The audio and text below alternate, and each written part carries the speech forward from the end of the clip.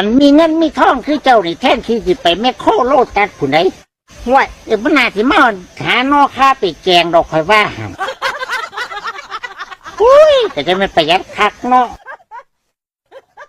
โคตรแล้วอันไหนพ่อประหยัดได้กับประหยัดนั่นละโอ้ยเจ้ากินจังสี่ก็จะพ่อเจ้าจอยเนาะ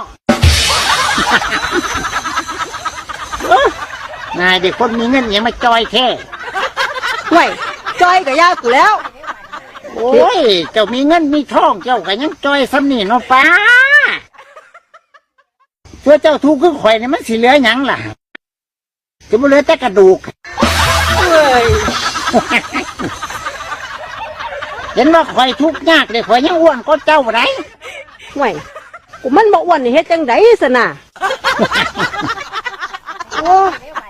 อันบ่แล้วข่อยก็บ่อยากรวยหรอกป้ามันเป็นอย่าง